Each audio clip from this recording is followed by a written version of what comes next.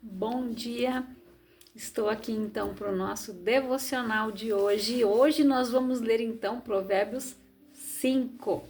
Então aqui diz conselhos contra o adultério. Filho, preste atenção no que eu digo com a minha sabedoria e compreensão. Então você saberá como se comportar, e as suas palavras mostrarão que você tem conhecimento das coisas. Os lábios da mulher imoral podem ser tão doces como o mel, e os seus beijos tão suaves como o azeite. Porém, quando tudo termina, o que resta é amargura e sofrimento. Ela está descendo para o mundo dos mortos. A estrada em que ela anda é o caminho da morte. Essa mulher não anda na estrada da vida. Ela caminha sem rumo, mas não sabe disso. Agora escute, meu filho, e não esqueça o que eu estou dizendo. Afaste-se desse tipo de mulher. Não chegue nem perto da porta da sua casa. Senão, outros passarão a ter o bom nome que você tinha antes, e você morrerá ainda moço nas mãos de homens cruéis. Sim, pessoas estranhas tomarão toda a tua riqueza, e o que você ganhou com o seu trabalho acabará nas mãos dos outros. Você ficará gemendo no seu leito de morte enquanto todo o seu corpo vai sendo destruído pouco a pouco. Então você dirá: como eu tinha raiva de conselhos, nunca aceitei conselhos de ninguém, não ouvi os meus mestres, nem dei atenção a eles e quase caí na desgraça diante de todos. Seja fiel à mulher, seja fiel à sua mulher e dê o seu amor somente a ela. Os filhos que você tiver com outras mulheres não lhe farão nenhum bem.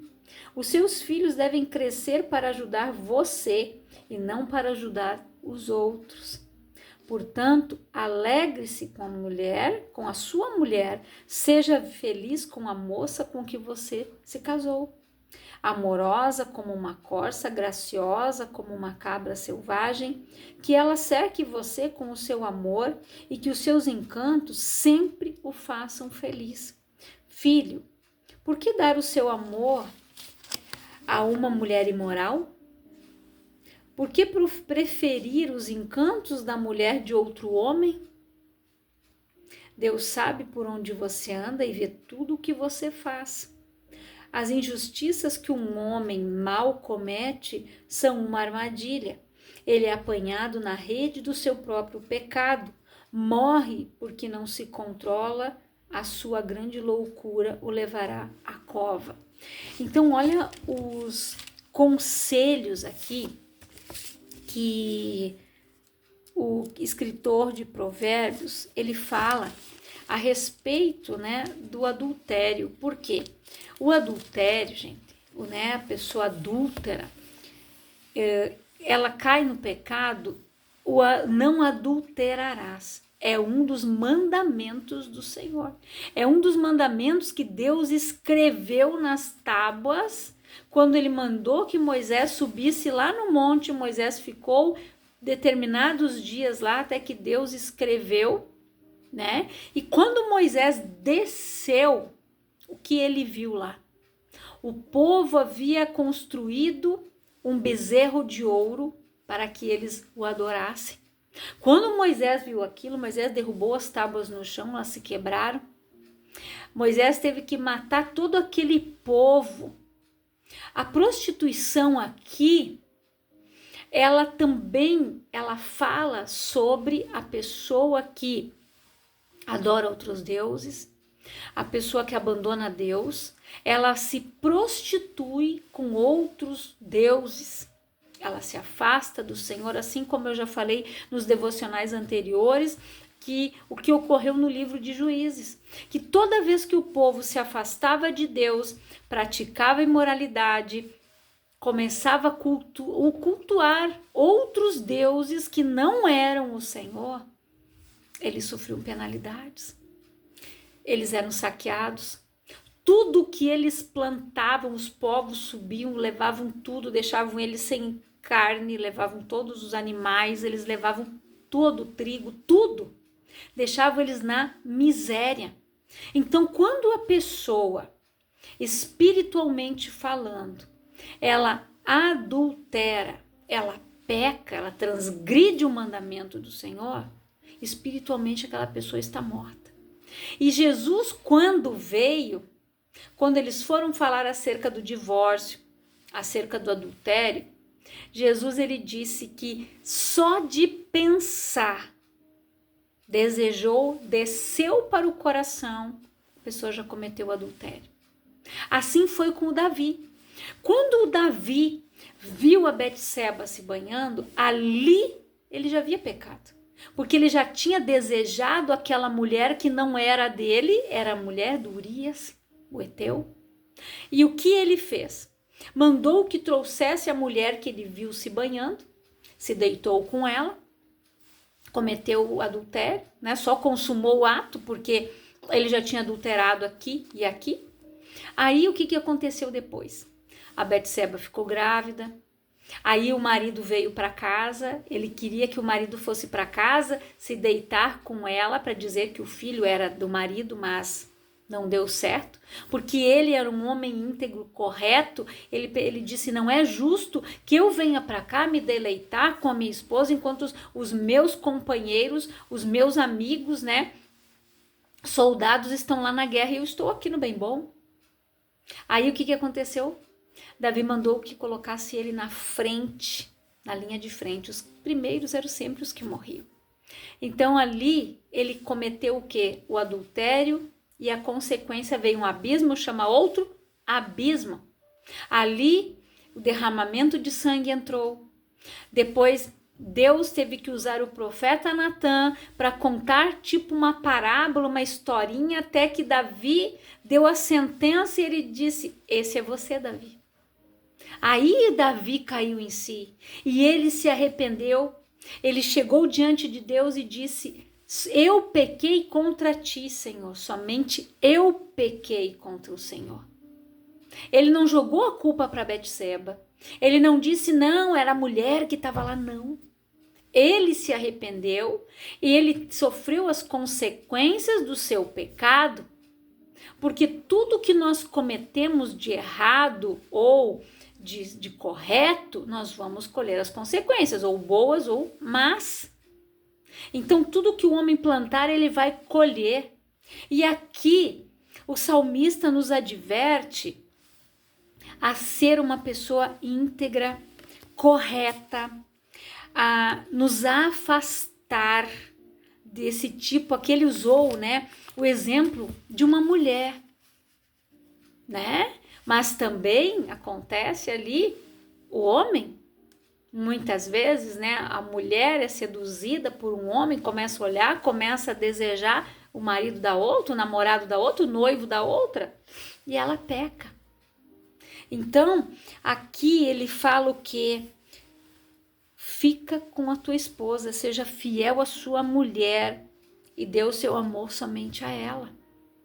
Então, aqui ele dá a instrução para que a gente tenha um relacionamento, um casamento sólido. Tem que ter união, tem que ter respeito, amor, o amor. E a palavra diz o que? O amor verdadeiro, ele tudo suporta, espera, crê. Ninguém é perfeito, nenhuma pessoa é perfeita. Nós estamos a cada dia nos aperfeiçoando, ou quando ouvimos a palavra, quando recebemos a instrução, quando nos analisamos. E olha o que Deus disse ali no início: filho, preste atenção no que eu digo, com a minha sabedoria e compreensão. Então você saberá como se comportar e as suas palavras mostrarão que você tem conhecimento das coisas. Então, quando nós prestamos a atenção no que Deus nos fala através da palavra, nós não tropeçamos, nós não pecamos, nós nos mantemos íntegros, corretos. Quando o diabo estava ali passeando, observando a terra, né? Deus disse: viste o meu servo Jó, homem íntegro, reto e que se desvia do mal? Aí Satanás disse, ele é assim porque tu dá tudo para ele, mas tira isso, tira aquilo. Deus, ele conhecia o coração de Jó. Deus sabia que Jó nunca iria pecar contra ele. Jó nunca iria dizer a culpa é do Senhor. O Senhor fez isso, não. Deus teve que permitir, porque Jó já tinha aberto a porta da legalidade com o medo que ele sentia. Porque ele disse, o que eu temia me sobreveio. Quando todas as coisas aconteceram com ele, a perda dos filhos, a perda dos bens, a perda dos servos, a perda dos animais, tudo, o que eu temia me sobreveio. Ali ele abriu a porta para o medo e deu a legalidade para o diabo agir na vida dele. Porque quando a pessoa ela teme, ela tem medo, é porque ela não confia plenamente em Deus. Ela não confia em Deus plenamente como ela deveria. E deixa eu ver aqui, na partezinha aqui do estudo, aqui eu quero ler para você, né? Aqui, no contexto ali da cultura e da lei judaicas da época, o pecador, né, que foi apresentado aqui, que ele quase foi acusado perante a Assembleia do Povo e condenado à morte por apedrejamento, porque naquela época o adúltero que era pego no ato do adultério, a pena era essa, o apedrejamento na via pública. As pessoas pegavam as pedras e iam jogando até morrer. Quando Jesus estava ali, quando levaram uma mulher adúltera até ele e perguntaram o que era para ser feito, se deveriam apedrejar e que ela tinha que morrer, Jesus só respondeu para eles o seguinte: atire a primeira pedra quem não tem pecado. A começar pelos mais velhos, foram largando as pedras e foram saindo. Por que começa pelos mais velhos? Porque são as pessoas que já viveram mais tempo, já cometeram mais erros, já cometeram mais pecados, e eles foram os primeiros que largaram as suas pedrinhas e saíram. Aí Jesus disse: mulher, onde estão os que te acusavam? Ela disse: não tem ninguém, Senhor. Então vaze e não peques mais. Então Deus, ele nos dá a instrução. Errar é humano? É.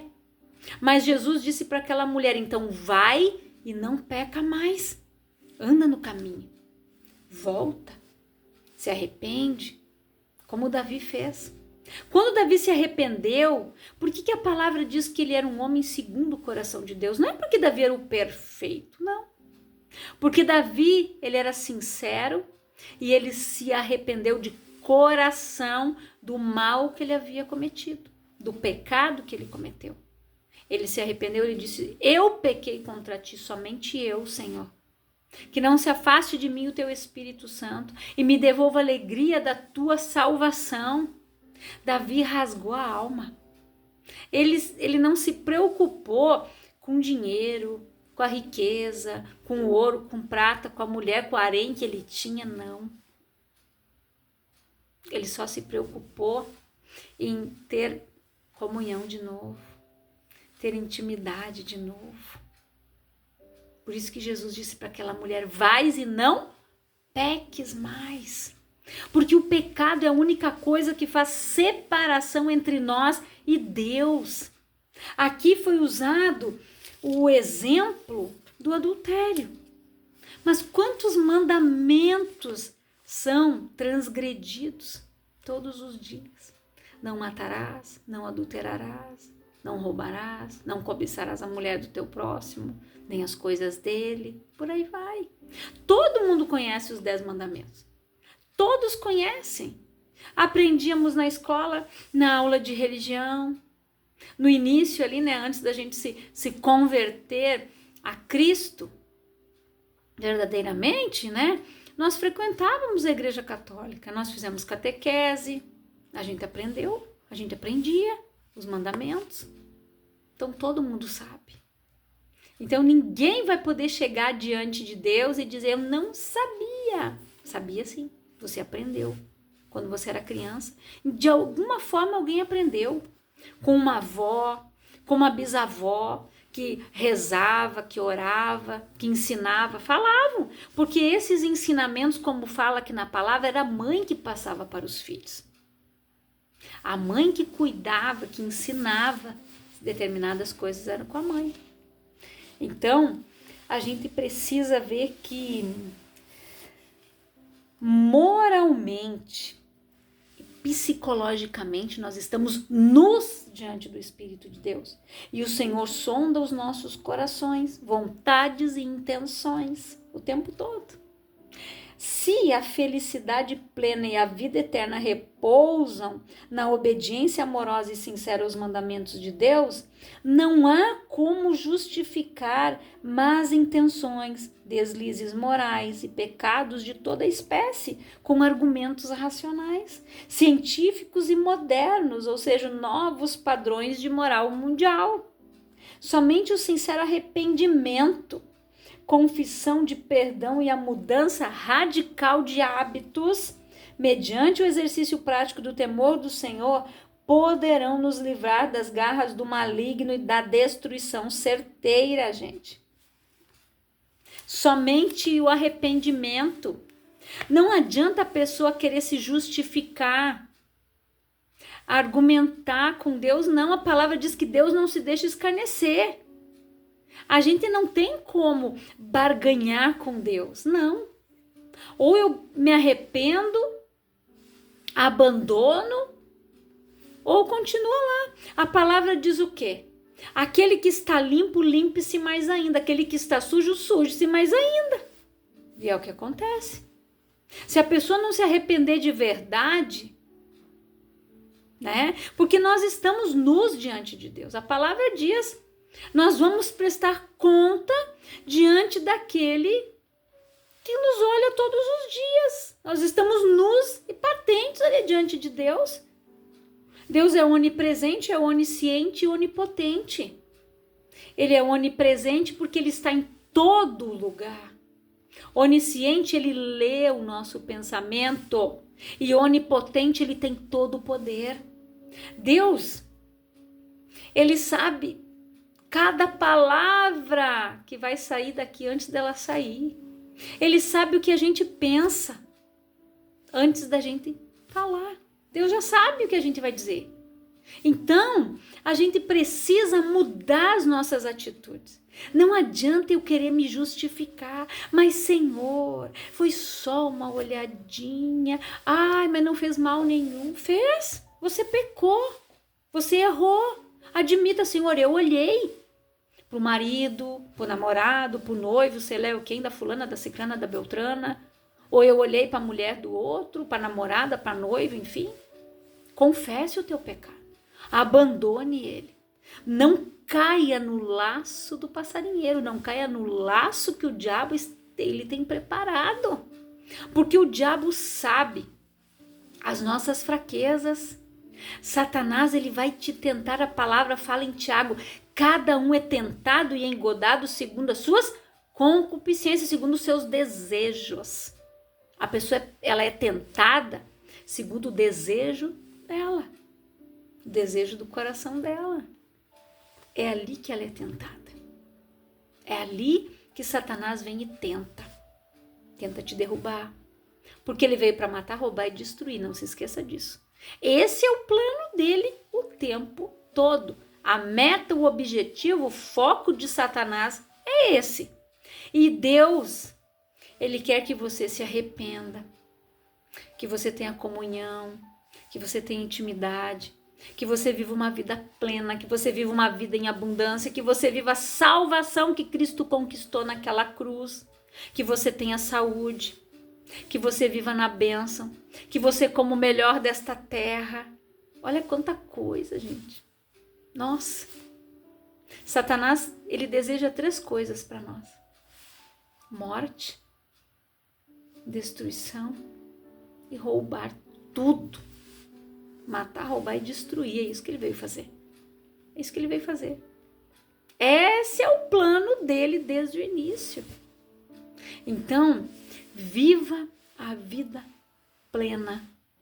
Aquilo que Jesus conquistou na cruz. Vive em santidade, vive em novidade de vida. Traga para a luz o teu erro, o teu pecado. Davi estava lá nas trevas. Mas quando o profeta Natan falou para ele, ele caiu em si. Aquele pecado veio para a luz. Ele se arrependeu, ele abandonou aquele pecado, ele se arrependeu de coração. Veio consequências? Veio. Porque toda escolha, boa ou má, gente, tem consequência. Davi sofreu perseguição depois do filho. Um dos seus filhos abusou uma das suas filhas, a própria irmã. O próprio irmão matou o irmão. Sangue inocente que foi derramado. A consequência veio. Ele se arrependeu. A maldição foi anulada da vida dele, só que essa consequência veio. Veio. E ele sabia, ele era consciente disso.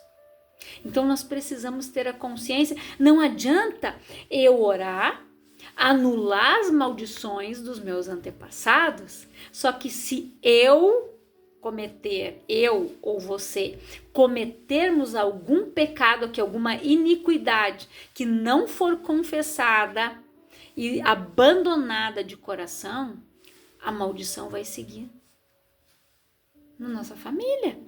Ela vai seguir nos filhos, nos netos, nos bisnetos, 4ª geração. Você, netos, bisnetos. Vai seguindo. Depois nos próximos e ali vai. Por quê? Deus visita a iniquidade até 3ª e 4ª geração. Então, eu abandonei o pecado, orei para que a maldição fosse anulada da minha vida, para não seguir na vida do meu filho, mas eu tenho que agir corretamente. Para que eu não deixe maldição aqui que venha prosseguir na vida dele. Nem na vida dos meus netos, dos meus bisnetos. Eu não posso permitir. Então você entendeu o porquê Deus alerta tanto aqui? Aqui ele usou o tema do adultério, porque muitas pessoas são pegas nele. Quando você assiste pornografia, quando você olha uma revista, quando você entra em sites, quando você começa a conversar lá, né, naqueles sitezinhos que tem ali de relacionamento, e você não sabe se aquela pessoa que está ali do outro lado é casada, é comprometida. Você não sabe. Ali ela mente. Ela muda até a foto dela, ela se coloca magra, ela se ajeita, se arruma ali, tem workshop, né? Tem um Photoshop. Ela faz aquilo que ela quer ali, ela se modifica. Você acha que o diabo vai se apresentar feio de guampinha para você, como o pessoal pinta com um garfinho na mão? Não. Satanás vai colocar algo na tua frente. Bonito, desejável, aos olhos, ao coração. É aí que Satanás te pega.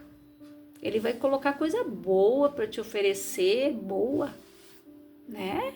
Boa, bonita, agradável aos olhos e ao coração.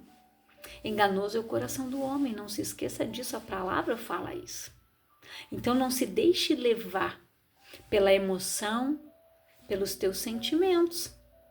Você precisa orar, refletir, agir com a tua razão, pedir direção do Espírito Santo, se examinar, se analisar, como eu falei no devocional anterior. Analisa a tua vida, os teus passos, o que você fez até ontem, até hoje, o que você viveu, o que você fez até aqui.